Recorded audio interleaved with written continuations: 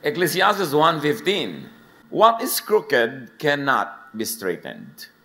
What is lacking cannot be counted. Hindi na maitutuwid ang baluktot at hindi na mabibilang ang wala. Sayang na panahon at pagod. Panginoon, salamat dahil tinuturuan niyo kaming huwag magsayang. Huwag mag-aksaya ng panahon at pagod. At sa sandaling ito, ang aming puso, hinalaan namin, Panginoon, kami po'y gawin yung tahanan ng iyong Espiritu. Make us the habitation of your Spirit. Turn our hearts into your throne at kayo ang maghari sa aming buong pagkatao. Mangusap po kayo. Mga salita niyo ang magpaliwanag, magpalaya, at magpaganda ng buhay namin. Kayo ang aming inaasahang mga pangangaral. We hear only your voice, Father. Speak to your servant, but be the speaker. We seek you in the name of your Son, Jesus. Mga sayang na panahon at pagod. Ano bang mga sayang? Kahit balik-balikan natin ang Ecclesiastes, hindi mauubusan ng bagong katuruan kasi hindi nagbabago yung teksto, pero ang isip natin ang nagbabago. Nagmamature tayo, naiiba ang ating mga lenses, kaya marami tayong nakikita na hindi natin nakikita nung una. Kaya magandang balik-balikan, kahit yun at yun, yung text. Ecclesiastes 1:1-2. These are the words from the teacher, a son of David and king of Jerusalem. Everything is so meaningless. The teacher says that it is all a waste of time. Sayang na panahon. Do people really gain anything from all the hard work that they do in this life? Sayang na pagpapagod. Maiksi ang buhay. Dapat walang sinasayang na oras at pagod. Ito ang mga katuruan ng mga ngaral, ang anak ni David na hari ng Israel. Napakawalang kabuluhan. Napakawalang kabuluhan. Lahat ay walang kabuluhan, sabi ng mga ngaral. Of course, hindi naman literal na lahat walang kabuluhan. It's poetic language, so exaggerated. Ang ibig sabihin lang, napakaraming walang kabuluhan na binibigyan natin ng sobrang pansin. At dahil daw doon, you must not mistake activity for achievement. Hindi ko mo busy ka, may nangyayari na. Hindi ko mo napapagod ka, sulit na. Kailangan matalino. Huwag magsayang ng panahon at pagod sa mga walang kabuluhan. At ngayon, sa ating pagbubulay-bulay mga kapatid ng salita ni Solomon, the wisest man ever. Aside from Jesus, of course. Dapat natin ngayong bigyan agad ng personal application. Pag meron tayong mga dinadaanan na verses, ang inyo agad isipin, anong kahulugan nito sa buhay ko? Kayo ang magbigay ng kahulugan kasi kanya-kanya tayong kuha ng aral. Sabi niya sa Ecclesiastes 1:4, people live and people die, but the earth continues forever. Patuloy ang pagpapalit-palit ng mga lahi, ngunit hindi nagbabago ang daigdig. In other words, we do not own the land owns us. Kaya pag sasabihin itong aking mga ari-arian, no, ililibing ka dyan, yung alikabok mo mababalik na maging fertilizer ng mga puno ng papaya. So, we do not own the land. So, anong pag-aaksaya doon? Huwag magsayang ng panahon at pagod sa pagmamayari, sa pagngangamkam. Huwag mag-aaksaya ng mga relasyon, pagmamahalan, pag-iibigan ng mga magkakapatid, magkakamag-anak, magkakaibigan dahil sa lupa. O dahil sa mga katumbas ng lupa ngayon, capital, dahil sa pera, kasi hindi natin talaga yan madadala. Ang kailangan mo lang na lupa, siguro 1 meter by 2, kung ililibing kang ganyan. Kung gagawin kang alabok, ang kailangan mo lang talaga isang Tupperware. So bakit mo sisirain ang relasyon mo sa mga kamag-anak mo dahil sa lupa? Bakit ka makikipag-away dahil sa lupa? Para maging sayo? It can never be yours. You are the lands. Kaya, yan ang pag-aaksaya. Pero mo magkakagalit yung magkakapatid dahil sa lupa. Yan ang sayang na pagod. Sayang na panahon. Ang saya-saya nyo ng mga bata pa kayo, naglalaro kayo, nanguhuli kayo ng gagamba, nag-aagawan kayo ng lastiko, mga kahan ng sigarilyo, tinetext-text nyo na ganyan. Pagkatapos, nagkaroon kayo ng asa-asawa na susul-sul-sul sa inyo, mag-aaway-away kayo magkakapatid, sayang. Sayang ang panahon pinagsamahan. Dapat hindi sasayangin. Ecclesiastes 1:5-7. Ang araw ay patuloy sa pagsikat at patuloy sa paglubog. Pabalik-balik lang sa pinanggalingan. Ang hangin ay umiihi patungong timog, patingong hilaga, buong araw na paikot-ikot. Lahat ng tubig ay umuuwi sa dagat, ngunit hindi ito napupuno. Ang tubig ay bumabalik sa batis na pinagmulan upang baling umagos patungong karagatan. Everything is in cycles. Paulit-ulit lang. People enter the cycle at some point and exit at some point. Para bang sumasakay tayo sa Ferris wheel? At kung umabot kayo sa Ferris wheel, alam nyo na yon. Hindi na yata alam ng mga bata kayo ng Ferris wheel. Unless yung malalaking sobrang lalaki. Umiikot yan, sasakay ka, bababa ka kung saan ka rin sumakay at tuloy wala ka narating. Ang na-achieve mo, nahilo ka. May nakita pa ako nun sa Pasay na lagot yung mga kuryente. Na kuryente, ang buong Ferris wheel, talo na ng mga laman. Ang tanong, ba't ka sakay ng sakay sa Ferris wheel? Nahuhumpak yung tiyan mo pagpababa. At magbabayad ka pa. Alam niyo ba maraming tao ang buhay nila parang sumasakay sa Ferris wheel? Ikot ng ikot, wala naman nararating. Nag ng nag, wala naman na-achieve. Yun at yun din. Kaya sayang. Pero kung sasakay ka rin lang, make the most of your segment.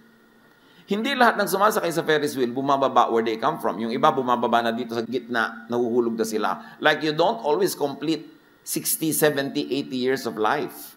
Merong 10 lang, bababa na, may 15. So kung ano man ang na-assign sa'yo na haba, sulitin mo yun. Ibig sabihin, huwag ka magsasayang ng pagod at oras sa mga walang katuturang bagay. Sayang yung segment mo. Sayang yung ride. So every segment should count. Huwag magsayang ng panahon at paikot-ikot lamang na walang nararating. Sa buhay natin kumisang, ganun din tayo eh. Paikot-ikot, papalit-palit. Pero yun at yun din lang. Kayo na mag-interpret kung ano yun sa inyong mga buhay. Kasi kanya-kanya yan ang kahulugan sa ating mga buhay. Ecclesiastes 1:8, words cannot fully explain things. But people continue speaking. Words come again and again to our ears, but our ears don't become full. And our eyes don't become full of what we see. So Solomon observes, we are never full. Kaya huwag na lang magsayang ng pagod at panahon sa pagpupuno ng hindi naman talaga mapupuno. Yung mahilig sa sapatos, kahit sandamukal na sapatos na yan, hindi pa rin kayo mapupuno. So tama na yung 5. Yung mahilig sa bag, kahit na mabili nyo ang lahat ng bag sa mundo, hindi pa rin kayo sasaya kasi yun ang hilig nyo eh. So tama na yung konti. Mami, bakit wala na po ito? Maulam ko di malabdaw na miswa. Bumili ako ng Birken, anak. So mga 5 taon tayo magmimiswa. Kung minsan you sacrifice so much for something, that's not really worth it. Bakit sinasabi ni Solomon? Kasi bulag tayo sa mga bagay na gusto natin. Kung anong hilig mo, bulag ka dyan. Kaya dapat tapunan ng liwanag ng wisdom ni Solomon sabing, sayang ang lahat ng ginagawa mo. Sayang ang binibili mo. Lalo pa nga kung malaki ang ibinabayad mo dyan.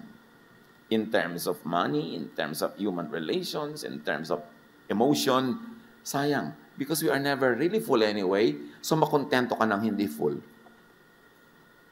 Yung mga naghahanap ng pag-ibig, to fill them, to complete them, wala nun.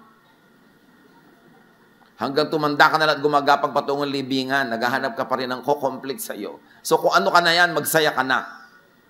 Huwag mo nang hanapin pa lahat ng kulang, enjoyin mo na yan kahit kulang. Para hindi masayang ang oras mo kahahanap. Kako-collect. Ecclesiastes 1:9-10. Ang naganap nun, ay nangyayari rin ngayon. Ang mga nagawa nun ay magagawa rin ngayon. Walang bagong pangyayari sa mundong ito. Ang sabi ng iba, halika kayo, ito'y bago. Ngunit naganap na yan nung di pa tayo tao. Ang naiiba-iba lang yung physical aspect of things. Yung method, yung tools, but the essence is the same. Kahit anong makinarya pa ang sabihin mong bagong imbento, walang nangyaring bago. Ang totoo, ganun lang yun. Ang tao naghahanap ng ginhawa, noon hanggang ngayon. So ano man yun, kaya automatic, kaya ano, ginhawa yun, pareho lang ang paghahanap. So hindi na tayo talaga giginhawa. Dahil nung araw, kung may TV set ka, ang yaman mo na. tatayo ka, magpapalit-palit ka ng channel. Pero ngayon, parang napakalaking hirap na yan. Kailangan naka-remote. At alam mo kung sino ang tunay na Panginoon sa isang bahay, hawak niya ang remote. So, lumigaya ba tayo talaga? Kahit ganon, mas pinag-aawayan ngayon kung sino ang hawak ng remote. So, hindi rin nagbabago. Gusto lang natin guminhawa. Pero, makontento ka na kung hindi ka rin kompleto maginhawa kasi hindi ka talaga kompletong giginhawa. Dahil sabi ni Solomon, we are never full. Dati, Daddy, mag-abroad ka naman, mga 5 taon lang para makabayad tayo ng utang, makaganito, gano'n. Mamaya, 5 taon, Daddy, mga 50 years pa. Dahil hindi na matatapos ang gastos. Habang lumalaki ang kita, lalaki ang gastos, dumadami ang humihingi, hindi rin kompleto yan kahit kailan. Hindi ka rin luluwag. Kaya yung mga nagsasabing bigyan natin ng nanay pag maluwag tayo, nako, palayok na lang maibibigay nyo para sa kanyang abo. Kasi hindi na kayo luluwag. Dapat isama na sa budget si nanay kahit masikip. Kahit kulang, hindi darating yung fantasy na maluwag kayo to be able to give. Because we are never full. So ang naganap daw yung nangyari na. Paulit-ulit lang. So do not reinvent the wheel. Just enjoy the ride. Whatever that means in your life. Ecclesiastes 1:11, hindi na maaalala ang mga nauna at ang mga nangyayari ngayon ay malilimutan din sa hinaharap. Marami mga tao, pilit sila nagtatayo ng legacy. Legacy. Walang legacy. Yung mga pharaoh nga na nagtayo ng mga pyramid after 5,000 years, natatandaan pa ba natin sila? Generic na lang, lahat pharaoh. Tapos. Konting-konti yung natatandaan, katulad ni Jose Rizal. At dahil lang nasa batas natin na pag-aralan ng Rizal course. So huwag ka na magpagod para matandaan. Sabi, alam mo, malilimot din ako. Talaga malilimutan ka. Bakit natatandaan mo ba ang lola mo? Ika-5th generation? Wala din naman, di ba? So huwag ka na magpagod na matandaan. Enjoyin mo na lang ang buhay mo. Yung kahit minsan, tinamaan ka ng araw, nakakita ka ng bituin ng araw, at pag tinawag ka ng Diyos, present. Pag nag-roll call, tapos, move on. Kasi hindi na babalik ang buhay na ito. So, dapat huwag mong sayangin sa mga kung ano-anong di mo naman kailangan. So, huwag na kayo mag-legacy dyan. Gumawa na lang kayo ng tama. Minimize pain, maximize pleasure, do the most good. At sumakabilang buhay ka, pag tinawag ka na, para doon ka naman. Every generational batch grapples with life as if it were new and unknown. And it begins as new for every batch. Kaya kahit anong payo bigay mo sa mga bata, ayaw makinig. Di ba? Kasi uulitin nila yung mga pagkakamaling nagawa mo noon. Uulitin nila ang lahat kasi bawat isa may kanya-kanyang cycle ng buhay. Hindi mo pwedeng i-accept yung next generation sa lahat ng naging mali mo. Dahil ano na magiging buhay nila? Perfect. Kasi wala, ba't ang mga bata hindi nakikinig? Meron talagang dapat pakinggan, pero dapat din nating tanggapin na built-in siguro yun para madiscover nila ang buhay for themselves, for them to learn from their own mistakes, like what we did, because we cannot exempt them from all the mistakes we made, because we should not exempt them from all the aspects of life. Kaya huwag tayong mabigo, magturo tayo na magturo, and pray that they will listen, at mga bata, makinig hanggang kaya nyo. Pero, huwag na nating sakta natin makalooban pag hindi tayo laging pinapakinggan. Kasi didiskubrihin nila ang buhay on their own. That's part of living. Ecclesiastes 1:12-15, patuloy ni Solomon, ako, ang mangangaral, ay naging hari ng Israel. Siniyasat ko at pinag-aralang mabuti ang lahat ng bagay sa mundong ito. At nakita kong ang tao ay itinalaga ng Diyos sa matinding paghihirap. Nakita ko ang lahat ng gawa ng tao sa mundong ito ay walang kabuluhan. Ito'y tulad lang ng paghabol sa hangin. Hindi na maitutuwid ang baluktot at hindi na maibibilang ang wala. So to be happy in life, to be happier in life, to not waste time and energy, huwag niyong bilangin ng wala. Yung wala, di wala. Adjust. Lahat naman tayo, di ba, may mga mahal sa buhay na nauunang sumasa kabilang buhay. Adjust.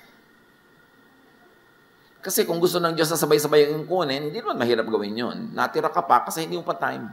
So, live your life. Huwag kang mabuhay sa guni-guni, sa alaala nung wala.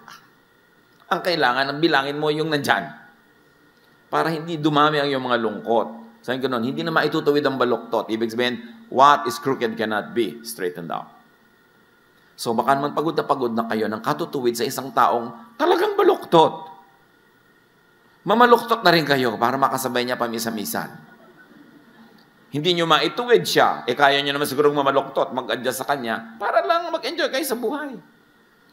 Maraming magulang nagtatakwil pa ng anak na hindi niya maituwid ayon sa direksyon na gusto niya. Maraming mga naghihiwalay dahil hindi nila mapasunod sa gusto nila. Bakit di na lang natin tanggapin ang isa't isa, mahalin ang isa't isa, maximize the enjoyment that we have together, and in areas where you really cannot agree, well, create your own circles outside of that circle of that person, and then let other parts of your other circles intersect. Hindi naman talaga pwede mag-agree ka with one person completely, kahit asawa mo, kahit magulang mo, kahit anak mo. Ba't di na lang natin tanggapin? Ganun talaga, iba-iba. Lalo kung ang gusto niyong palitan sa tao, genetic, nakatakda na, hindi pa siya ipinaglilihi, yun na siya, mapapagod lang kayo. So sabi niya, hindi na maitutuwid ang baluktot. Huwag ka na magpagod. At hindi na mabibilang ang wala. Because we who have found it, who have found spirituality, always like to convert everybody to our point of view. And sometimes to our very narrow and limited points of view. Kaya tuloy nagiging mahirap tayong kasama, mahirap tayong pakisamahan, lalo pag kumikitid ang ating utak dahil sa mga theology. Kailangan lawakan mo ang iyong utak. Kahit saan ka pumukol, tatama ka sa Diyos kasi punong-puno ng Diyos ang buong creation. Hindi ka magmimintis. Pag hinahanap mo ang Diyos, makikita mo siya. Kahit sa iba-ibang kulay, iba-ibang paraan. Kasi punong-puno ng Diyos ang buong sangnilikha. So many things are not worth doing. And according to Solomon, the wise will not waste precious time on things that are not worth doing or that cannot be done anyway. Huwag na kayong magpagod na ituwid ang baluktot.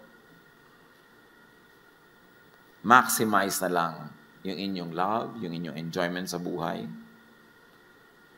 And like change the unchangeable, that is an undoable quest. Like change people. Lagi nilang, Lord, i-change mo po ang husband ko. Lord, i-change mo po ang anak ko. Ano, buong universe papalitan ng Diyos para mag-suit sa taste mo? Ba't di mo nalang sabihin at nasubukan mo, Lord, i-change nyo nga po ako. Ma-appreciate ko yung nanay ko. I-change nyo nga po ako. O kaya, let's work on this together, Lord. Mas madali namang ako ang ilapit ko sa inyo na baguhin nyo kaysa ilapit ko ang buong barangay na baguhin nyo sila para masyahan ako sa kanila. Di ba? Sayang ang pagod mo nun. Mapufrustrate ka. Ang dami ko natatanggap na prayer request, Pastor, ipag-pray nyo naman na mag-change ang asawa ko. Hindi po ako magician. At ang Diyos hindi rin nagmamagic. Ang mahalaga, as is where is, mahalin nyo, and continue to do what you can para maging mas positive ang inyong samahan. At kung maaari, at sa palagay nyo talaga, tama na mag-change, edi give all the reasons para mag-change. Pero kung hindi pa rin nag-change, huwag nyong ituwid ang baluktot. Mamamatay lang kayong bigo. Maghihiwa-hiwalay lang kayo ng lahat ng taong mahalaga sa inyong buhay. Yun ang importante yung tinuturo ni Jesus yung acceptance and love of people and for people. Sabi sa Jeremiah 13:23, can an Ethiopian change his skin or a leopard get spots? Of course, the answer is no. Ngayon kasi, with technological manipulation, napapalitan mo yung tone of your skin. Pero nung ginawa itong verse na ito, ang ibig sabihin lang nila, impossible yun. And it must be understood from that point of view. Huwag kang mga tuwira na, ngayon pwede na. Hindi yun ang ibig sabihin ng writer. Ang ibig sabihin ng writer, what cannot be changed? You should not even endeavor to change.